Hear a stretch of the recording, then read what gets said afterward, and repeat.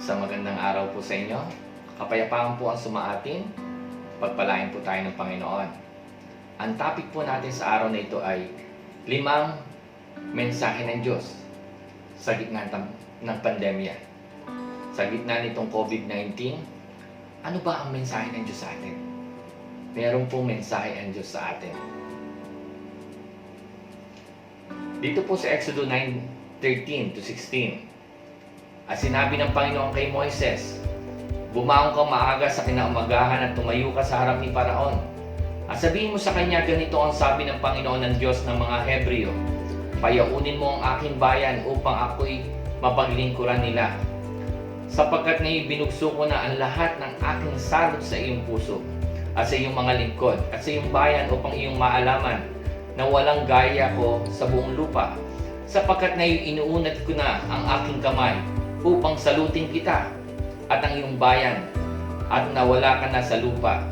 Totoong totoo na dahil dito ay pinatayo kita upang may pakilala sa iyo ang aking kapangyarihan at upang ang aking pangalan ay mahayag sa buong lupa." So mababasa po natin dito na ang sabi ng Biblia, itong si Paraon ay binigyan ng mensahe ng Diyos. Ang sabi dito sa 14, "Sapagkat ngayon binugso ko na ang lahat ng aking salot sa iyong puso." Bakit po? Ang sabi dito ay gusto ng Diyos na payaunin ang kanyang bayan upang siya'y paglingkuran. Pero itong si Paraon ay ayaw niya. Kaya ang sabi ng Diyos dito ay ibibigay niya, ibubugso niya ang lahat ng salot. Kaya makikita po, nagpadala po ng salot, ng 10 salot ang Panginoon. Ang layunin ng Diyos sa pagpapadala ng 10 salot sa Ehipto para himukin ng Paraon na palayain ang Israelita at hayaang sumamba sa Diyos. Ang 10 salot nito ay mababasa po natin sa Exodus Kabanata 7 hanggang 12. No? Ang unay water turned to blood. Inihampas ni Aaron ang kanyang lingkod tungkod sa ilog, Nilo, at tubig sa ilog ay naging dugo at namatay lahat ng isda. Ang pangalawa ay plague of frogs, no? Pagkatapos ay nagpadala ang Diyos ng mga palaka mula sa ilog Nilo. Lahat ng lugar ay mayroon nito at nang mamatay ang mga ito, ang lupain ay bumaho. Meron pang plague of lice. Ang sabi dito, sumunod ay inihampas ni Aaron ang lupa sa pamagitan ng kanyang tungkod at ang alikabok ay naging mga kuto. Ito ay maliliit na kulisap na nangangagat, no? Meron pa rin tayong plague of flies. At ang ika-4 ay nasalot ay malalaking bangaw na dumagsa sa bahay ng lahat ng mga Ehipsyano. May plague of livestock. Ang ika-5 salot ay humampas sa mga hayop. Marami sa mga baka, tupa, kambing ng mga Ehipsyano ang nangamatay. Ang plague of boils, pagkatapos kumuha sina Moises at Aaron ng kaunting abo at inihagis ito ng paitaas, nagdulot ito ng mga sugat sa mga tao at mga hayop. Ang pang-7 ay plague of hail. Sumunod dito ay itinaas ni Moises ang kamay niya at pinadala ng Diyos ang pinakamalakas na ulan ng grasino sa buong kasaysayan ng Ehipto. Plague of locusts, ang ika-8 salot, no? Ay ang pagdagsa ng makapal na balang. Kinain nila ang lahat ng tinira ng grasino. Ang plague of darkness, ang ika-9 na salot ay pusikit na kadiliman, 3 araw na nagdilim sa lupain, pero ang mga bahay ng mga Israelita ay may liwanag. Ang ika-10 ay dumaan ang anghel ng Diyos sa buong Ehipto sa lahat ng mga bahay na walang dugo sa pinto at pinatay niya ang panganay sa mga tao at hayop. Yan yung death of the firstborn. Nakita po natin ang Diyos ay nagpadala na napakaraming salot. Kaya natin pinag-uusapan ito sapagkat sa panahon natin ngayon, meron pong salot. At ang salot na ito ay yung tinatawag natin COVID-19. At ito po ay pandemya o pandemic na. Ibig sabihin na aapektuhan na ang buong mundo. Alam niyo ba na may mensahe ang Diyos sa Biblia kung bakit siya nagpapadala ng salot na ito? Ito po yan. Una, sa Exodus 12:23, sabi dito, "Sapagkat ang Panginoon ay daraan upang sugatan ang mga Ehipsyo at pagkakita niya ng dugo sa itaas ng pinto at sa 2 haligi ng pinto, ay lalampasan ng Panginoon ang pintong yaon at hindi niya papayagan ang manunugat ay pumasok sa inyong mga bahay na sugatan kayo. Kung nakakilala sa Panginoon, ito yung mga tao ng Diyos na nagpahid ng dugo sa kanilang mga bahay, sa kanilang mga pinto, at hindi namatayan sila ng mga, sabi doon, hindi pumasok ang manunugat. Hindi namatay yung mga panganay sa kanila. Sabi dito sa wakas, sinabi ng Diyos sa kanyang bayan na wisikan ang kanilang mga pintuan ng dugo na isang batang kambing o tupa. Dumaan ang anghel ng Diyos sa buong Ehipto. Sa lahat ng mga bahay na walang dugo sa pinto ay pinatay niya ang panganay sa mga tao at hayop. Dahil ito po yung ikasampung salot. Pagkatapos ng salot na ito, sinabi ni Paraon sa mga Israelita na umalis na sila ng gabi rin iyon at nagmarcha ang mga Israelita papalabas ng Ehipto. So makikita natin ang Diyos po nagpadala ng salot sapagkat itong si Paraon ay hindi sumusunod. Sapagkat itong si Paraon ay matigas ang ulo. Ayaw niya ng kalooban ng Diyos. So ano pong mensahe para sa atin ngayon? Sa ating kapanahunan? Una, makikita natin ang kapareho nito sa ating panahon. Sa ikalawang Timoteo, chapter 3, 1-5. Ang sabi dito, datapwat alam mo ito, sa mga huling araw ay darating ang mga panahong mapanganib. Ibig sabihin, sa huling araw, mayroon na pang panahong mapanganib. Sapagkat ang mga tao magiging maibigin sa kanilang sarili. Maibigin po ba ang tao sa sarili ngayon? Kung maibigin po ang tao sa sarili ngayon, ito na po yung mga huling araw. No? Dati po ay pwede kayong mag-iwan ng anumang gamit sa bahay nyo. At kahit bukas ang bahay nyo, wala pong kukuha niyan. Sa panahon po ngayon, kahit sarado ang bahay nyo, binubuksan po yan para makuha o manakaw ang gamit nyo. So tuloy po tayo, sapagkat ang mga tao ay magiging maibigin sa kanilang sarili, maibigin sa salapi, mayayabang, mga mapagmalaki, mapatungayaw, masuwain sa mga magulang, mga walang turing, mga walang kabanalan. Yan ang sabi ng Biblia. Nakita po natin ang kabataan noon, napakagalang, napakamasunurin sa magulang, pero ang kabataan po ngayon, iba na po ang kabataan ngayon. Minsan na po, minumura pa ang magulang. Isa lang po itong palatandaan, tayo po ay nasa huling araw na. Verse 3, walang katutubong pag-ibig, mga walang paglulubag, mga palabintangin, mga walang pagpipigil sa sarili, mga mabangis. Nakita niyo, mabilis sila mag-away, mababangis. Hindi maibigin sa mabuti. Ayaw po nila ng kabutihan. Kahit na mag-invite kayo sa simbahan, ilan lang po ang atin dyan. Sabihin nyo, mayroon pong salita ng Diyos pamamahayag. Ilan po ang pupunta dyan. Pero sabihin nyo, mayroon pong inuman, nakahanay na po ang pupunta dyan. Marami pong sasama sa inyo. Sabi dito, mga lilo, mga matitigas ang ulo, mga palalo, mga maibigin sa kalayawan kaysa maibigin sa Diyos. Mas marami pa pupunta sa mga party kaysa simbahan. Sabi dito na may anyong kabanalan, datatwat tinanggihan ang kapangyarihan nito. Lumayo ka rin naman sa mga ito. Sa huling araw, ang tao hindi na rin masunurin sa Diyos. Kagaya nung panahon yun na nagalit ang Diyos at nagbigay ng salot. Matitigas ang ulo, ang sabi ng Biblia. No? Maibigin sa salapi. Mahilig sa mga kalayawan, ang sabi ng Biblia. Makikita po natin dyan. Madali silang maengganyo. Maibigin sa sarili. Kaya nga may mga selfie, no? Nagsiselfie yung mga tao. Lahat pinipicturean nila, pinopost nila. Lahat ng tungkol sa sarili nila. Ngayon lang po yan kasi nasa huling araw po tayo. Maibigin sila sa salapi. Mapagmalaki, mapatungaya, masuway sa magulang. Wala silang katutubing pag-ibig. Hindi sila umiibig. No? Hindi sila umiibig. Ang pinibig nila salapi. Kaya sabi dyan, kahit nga mga politiko, marami din po korupsyon. Kaya nga kahit ngayong pandemic, marami po tayong nakikita na pwede makakorrupt na pera. Sa halip na tumulong ay magkakaroon pa ng korupsyon dahil sa maliit na pera ng gobyerno. At kahit po sa simbahan, makikita po natin may mga pastor na napakaganda ng kotse, ang kotse ng asawa maganda rin, ang kotse ng deacon maganda rin, na lahat ng pera nanggaling sa simbahan. Samantala ang miyembro nakatsinelas. No? Ibig sabihin kahit na ang iglesia ngayon ginagawa ng negosyo. Ito po'y palatandaan ng huling araw. Bakit hindi magagalit ang Diyos? Magagalit po talaga ang Diyos. Ay kahit nga ngayon po, Luzon lockdown. Nakita niyo po, Kahit may pa-boxing pa ako, 2 teenagers sa gitna ng ECQ, pinanood ng maraming tao. No? Meron pa nahulin siyang na umano'y subungero, arestado sa illegal na tupada sa rooftop. Nakita po natin, yan po ay sa kabila ng may COVID-19. Meron pa mga kababaihan nagsusugal.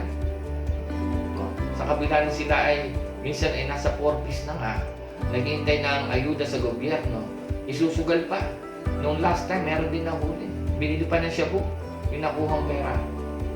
So makikita natin, meron pa ditong kagawad, meron pang kapitan na nahuli din nagsasabong. Gaano katigas ang ulo ng tao na ipini-implement na yung batas, hindi pa sinusunod. Eh nagbigay na ng salot ang Diyos. No? Kung ayaw nyo sabihin nagbigay ang salot ng Diyos, babasahin ko po sa inyo sa Isaiah 46:9 and 10. Inyong alalahanin ang mga dating bagay ng una, sapagkat ako'y Diyos at walang iba-liban sa akin. Ako'y Diyos at walang gaya ko, na nagpapahayag ng wakas mula sa pasimula at mula ng mga unang panahon ng mga bagay na hindi pa nangyayari, na nagsasabi, ang payo ko ay mananayo at gagawin ko ang aking buong kaligayahan. Kung hindi po nais ng Diyos o hindi po hinayaan ng Diyos nang pumasok ang COVID-19, hindi po makakapasok yan. Sabi ng Diyos, ang payo ko ay mananayo at gagawin ko ang aking buong kaligayahan. Sa katibayan po ay nakahula na sa Lucas 21:11. Basahin niyo po, at magkakaroon ng malalakas na lindol, at sa iba't ibang dako ay magkakagutom, at magkakasalot, at magkakaroon ng mga bagay na kakilakilabot. Hindi po ba yung kakilakilabot? Abay, napakarami na po niyang pinapatay. At ng mga dakilang tanda mula sa langit. Yan po ang nakalugay sa Lucas 21:11. Kaya po ito'y nakahula na. Pero may mensahe po ang Diyos dyan. Una, ang mensaheng gusto malaman ng Diyos para sa atin, nais ipakita ng Diyos ang kanyang pagmamahal at kapangyarihan sa ating kahinaan. Tayo po ay mahina. Sa katibayan po kahit alam na natin yung COVID, sa kabila ng tayo po ay advanced na in technology at sa katalinuhan, hindi pa rin natin masagot o mabigyan solusyon itong COVID-19. Kaya binibigyan natin ng personal o ng mga simpleng mga desisyon para ito po ay mapabagal. Ang social distancing, no? Makikita natin sa supermarket, meron na tayong mga social distancing na minsan nilalabag pa rin ng iba. Kasi ang katibayan nito, sabi nga dito, medical group cites protective equipment lack of death of 17 doctors. Namatay daw yung 17 doctors. Kung hindi po delikado yan, yung doktor na nakakaalam ng kalusugan ay namatay sa COVID-19. Yung doktor na gagamot, sila pang namatay. Kaya gumagamit din tayo ng mga face mask, no? Ang sabi dito, medical workers in the Philippines with COVID-19, 339 doctors, no? Sa Pilipinas lang, 242 nurses. Hindi po ba pandemic po yan? Sa ibang bansa meron din po. Ibig sabihin, napakalawak na po nitong salot na to.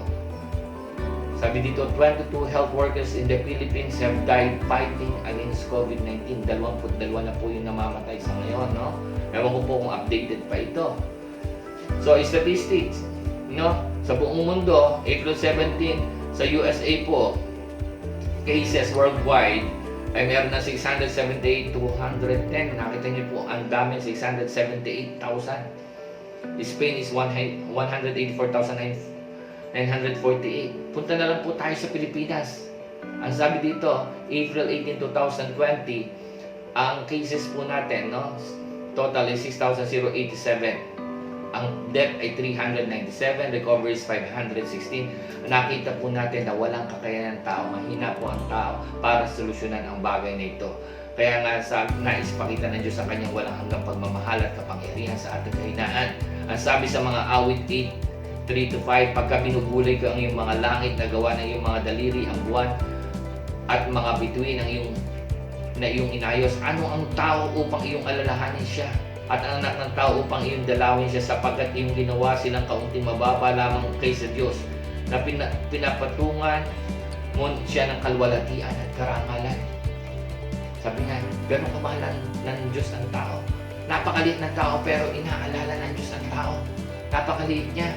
Kung alam niyo pa lang niyo lang kung gaano kalaki ang ginawa ng Diyos. Nakita niyo po ang mundo. Ayun po, nakikita niyo sa screen. Tuldok lang po. Nakikita niyo po yan sa solar system. Pag makita natin ang solar system po ay 7,340,000,000 miles. Ganyan po kalawak yan. Nandiyan po ang Mercury, Venus, Earth, Mars, Jupiter, Saturn, Uranus, Neptune. At makikita natin, andyan din po ang araw.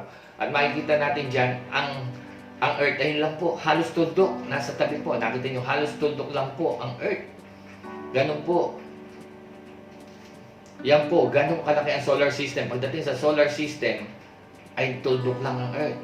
Pero alam niyo ba yung solar system na napakalaki, na kung saan nandun ang Earth? Pag meron po tayong tinatawag na Milky Way, ang Milky Way po ay 100 billion star to 400 billion star. No? Kasi po ang star ay malaki po yan, no? Mas malaki po yan sa araw. Ganun po kalaki ang stars. No? Mas malaki po siya sa araw. Ang Jupiter po ay mas malaki kahit anong planeta. Kahit pag sama-samahin yung lahat ng planeta, mas malaki po ang Jupiter. Pero lahat po ng planeta, pag sama-samahin nyo kasama po ang Jupiter, mas malaki po yung araw. Pero ang araw po, isa sa pinakamaliit na bituin. Dito, sa Milky Way na tinatawag, meron pong 100 hanggang 400 billion stars. Solar system po yan. Ay, sa Milky Way po yan. At yung solar system, tuldok lang po. No? Yung malaking Milky Way, pag tinignan nyo, halos tuldok lang sa tinatawag nating supercluster. Yung pinilikha ng Diyos, supercluster na yan. No? Sabi, it contains the local group with our galaxy, the Milky Way. No? Ang sabi dito, around 47,000 galaxies. Napakalaki. Yung supercluster na yan ay tuldok din halos lang sa tinatawag nating observable universe. Nakita niyo po kung gaano kalaki ang ginawa ng Diyos. At yung observable universe ay napakaliit po. Yan po ay 46 billion light years po. No? Yan yung present size of observable universe. At yung nasa bilog pong loob, yan po yan. Yung nasa labas po, yung unobservable universe. Kaya sabi sa inyo, napakalaki ng ginawa ng Diyos. Pero ang tao, inaalala niya. Dahil ang tao, alam niya mahina. Kaya yun po, mahal po na tayo ng Diyos, inaalala tayo ng Diyos. Kaya kung binigyan man tayo ng salve ng Diyos, ay para may ipaalala sa atin ng Diyos na dapat nating maintindihan. Ano po yun? Sa pangalawa, unahin ang Diyos sa iyong buhay. Kailangan po natin unahin ang Diyos sa ating buhay. No? Yan po yung nakasulat sa Mateo 22:37-38 na sinasabi at sinabi sa kanya, ibigin mo ang Panginoon mong Diyos ng buong puso mo at ng buong kaluluwa mo at ng buong pag-iisip mo. Ito ang dakila at pangunahin ng Diyos. Maraming nagsasabi, mahal ko ang Diyos. Pero tunay ba natin mahal ang Diyos? Pag-isip natin, sumasamba ba tayo sa Diyos? Nagpupuri ba tayo sa Diyos? Tayo ba'y nakikipag-usap sa Diyos sa pamagitan ng panalangin? Minsan hindi na po nananalangin yung iba. Hawak na lang ay Facebook, internet. Nagbabasa po ba tayo ng salita ng Diyos para malaman ang kalooban ng Diyos? At kung alam natin ang kalooban ng Diyos, ay dapat ay nag-share po tayo ng salita ng Diyos. Ibinabahagi po natin. Yan po ang buhay na gusto ng Diyos, na inuuna natin ang Diyos sa lahat ng mga bagay. Pangatlo, nais ng Diyos na magtiwala tayo sa Kanya at huwag ipag-alala ang bukas. Nais niya po yun, no? Nais ng Diyos na magtiwala tayo sa Kanya kasi hindi tayo dapat mabagabag kung ano nangyayari sa atin. Kung may COVID-19 man, wala tayo dapat ikabagabag dyan. Wala naman tayong magagawa. Magagamot ba natin? Ang Diyos lang makakagamot yan. Kung napanood nyo yung sinabi ng isang doktor, sabi niya, hirap na hirap siya at siya'y nagpapasalamat sa Diyos kung bakit siya gumaling.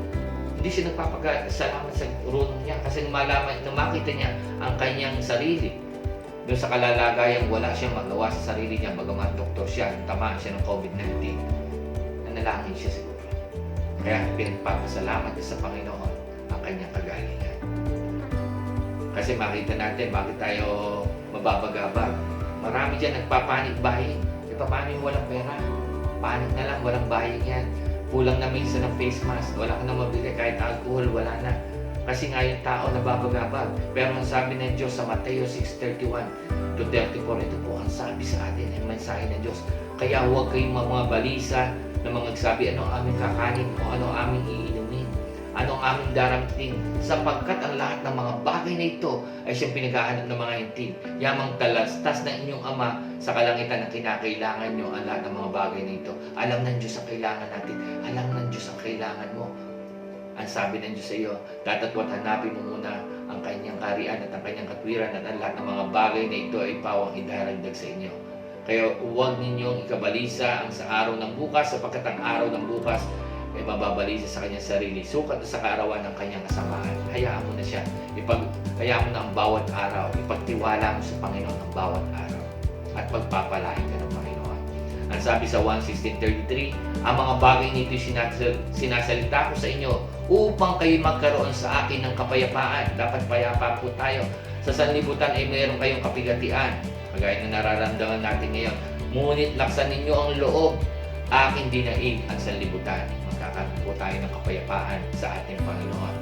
Sa mga taga-Efeso 5:15-17, mag-ingat nga kayong lubos kung paano kayo lumalakad. Huwag gaya ng mga mangmang, kundi gaya ng marunong na inyong samantalin ang panahon sapagkat ang mga araw ay masama. Kung huwag kayong maging mga mangmang, kundi unawain niyo kung ano ang kalooban ng Panginoon. Magtiwala tayo sa Panginoon hanggang andun tayo sa kalooban ng Panginoon, hindi po tayo pababayaan ng Panginoon. Sa mga Pilipos chapter 4:6, sabi diyan, mga galak kayong lagi sa Panginoon. Muli kong sasabihin, mga galak kayo, makilala nawa ang inyong kaininan ng lahat ng mga tao. Ang Panginoon ay malapit na. Huwag kayong mga balisa sa anumang bagay, kundi sa lahat ng mga bagay sa magitan ng panalangin. Kailangan po natin manalangin. At daing na may pagpapasalamat, ay ipakilala ninyo ang inyong mga kahilingan sa Diyos. Kailangan po natin manalangin, dumaing sa Panginoon, at magpasalamat sa Panginoon para may pakilala natin yung kahilingan natin sa Kanya. At ang Diyos po ay sasagot sa atin. Pang-apat, nais ipaalala ng Diyos na huwag sayangin ang maikling oras na ipinagkatiwala sa atin. Pinagkatiwalaan po tayo ng oras para gawin ang misyon ng Diyos sa buhay natin. Ano yung misyon ng Diyos sa ating buhay? Yung makilala siya bilang Panginoon at tagapagligtas at ibahagi yung kanyang salita. No? Kaya po, nakikita po natin, hindi po natin alam ang panahon. Sandali lang po ang buhay. Kahit sabihin natin malakas tayo, bigla kayo tinumaan ng COVID-19, baka hindi kayo makahinga. Pag sinabi ng Diyos na tama na at oras nyo na, hindi po kayo makakahinga at mamamatay. Maswerte po kayo kung kayo po'y nakakilala sa Panginoon. Kahit tamaan kayo ng COVID-19, pugulat naman kayo sa langit. Pero kung hindi pa kayo nakakilala sa Panginoon, paano po pag kayo namatay? Wala po kayong kasiguraduhan kung saan kayo pupunta. Ang sabi dito, mga awit 19:12, kaya ituro mo sa amin ang pagbilang ng aming mga kaarawan upang kami magdamo sa amin ng pusong may karunungan. Kaya pinapanalangin natin matuto tayo ng humawak ng halaga ng ating panahon at oras. Hindi lahat yan ay sa trabaho, hindi lahat ay sa kalusugan, hindi lahat ay sa paglalaro, hindi lahat ay sa pag-aaral, hindi lahat ay sa karir. Kailangan nakilala natin ang Panginoon natin, ang Panginoon Jesucristo bilang Panginoon at tagapagligtas bago po tayo mamatay. Sapagkat ano ang pakikinabangin ng tao kung makamtan niya ang buong sanlibutan at mawawala, mapapahamak ang kanyang sarili. Kahit ano pa ang tagumpay mo dito sa mundong ito, kahit ikaw pa ang pinakamayaman dito, at gagawin mo pagka namatay ka, wala ka namang madadala sa kabilang buhay. Kahit kapirasong piseta, kahit bahay mo, kotse, wala kang madadala. Iiwan mo lahat dyan. Diba? Wala tayong madadala. Yan ang katotohanan. At sa kapirasong lupa, doon ka lang din ililibing. Sayang ang pinagpaguran mo na andito ka lang para hanapin ang kalooban ng Diyos. Panglima, ninanais ng Diyos na tayo ay magpakumbaba, manalangin, hanapin ang Panginoon at talikuran ng kasalanan. Yan po ang gusto ng Diyos para mawala na itong COVID-19 na ito. Hinahanap ng Diyos na magpakumbaba tayo sa ating sarili, na tayo mahina. Kailangan natin ang kapangyarihan ng Diyos. Hanapin natin ang Panginoon. Magsisi tayo, talikuran ng ating kasalanan. Yan po ang gusto ng Panginoon sa ating buhay. Basahin po natin, nasa Biblia po yan. Magpakumbaba po tayo sa Diyos. Ang sabi sa Kronika, kung ang aking bayan na tinatawag sa pamagitan ng aking pangalan ay magpakumbaba at dumalangin at hanapin ang aking mukha at talikuran ng kanilang masamang mga lakad, aking ngang didinggin sa langit at ipatatawad ko ang kanilang mga kasalanan. At ano pa po? At pagagalanin ko ang kanilang bayan o ang kanilang lupain. Ay napakagaling po niyan. Sabi niya, ipatatawad ko ang kanilang kasalanan at pagagalingin ko ang kanilang lupain. Mawawala po yung COVID-19 na yan. Magtiwala po tayo sa Diyos. Hindi nga po kaya ng doktor yan eh. Hindi nga po nila kaya. Mga doktor nga po namamatay. Matitigas pa ng ulo ng ibang tao. Lockdown, gutom, kahit ang simbahan, wala na rin laman. So ang mahalaga dyan, ang sabi dyan, kailangan po natin magpakumbaba sa Panginoon, dumalangin. Hanapin ang mukha ng Diyos. Hanapin natin, Panginoon, anong kalooban mo sa aking buhay? At tayo po ay kumilala sa Panginoon. At sabi dyan, papatawarin tayo ng Diyos at pagagalingin ng ating bayan, ang ating lupin. Apokalipsis 1:3, mapalad ang bumabasa at nakikinig ng mga salita ng hula at tumutupad ng mga bagay na nasusulat doon sapagkat ang panahoy malapit na. Mapalad po tayo na bumabasa ng salita ng Diyos, nakikinig ngayon ng mga salita ng hula, tumutupad sa mga bagay na nasusulat sapagkat ang panahon po ay malapit na. Sabi din ng Biblia, ito po, Exodus 23:25, at inyong paglilingkuran ng Panginoon ninyong Diyos at kanyang babasbasan ng inyong tinapay at inyong tubig at aking aalisin ang sakit sa gitna mo. Nakita niyo po, pag tayo po ay tumalikod sa Panginoon, tumalikod sa ating mga kasalanan, nagpakumbaba sa Panginoon, pinaglingkuran natin ng Panginoon, sabi diyan, babasbasan ng inyong tinapay at ang inyong tubig at aking aalisin ang sakit sa gitna mo. Pagpapala po yan sa Panginoon. Tayo po'y manalangin. Ang Diyos po ay may mensahe sa atin. Ang 5 bagay na yan, ang 5 mensahe ng Diyos sa atin ay dapat po natin pag-aralan, pakinggan, at sundin ang mga paalala ng Panginoon sa atin. Tayo po'y manalangin. Ama, dakila ka o Diyos, pinupuri ka namin, pinasasalamatan. Sa gitna po ng COVID-19 na ito, hiniling po namin na ikaw po ang umawak ng mga pangyayari sa aming buhay. Tanggalin mo po ang salot na ito, Panginoon. Hayaan mo po ang mga tao ay makakilala sa iyo, magpakumbaba, manalangin. Hanapin ang iyong mukha, talikuran ng kasalanan, at maglingkod sa iyo, Panginoon. Panginoon, hiniling po namin na simula ngayon ay baguhin mo ang aming buhay. Matuto kami makinig ng iyong salita at sumunod sa iyo.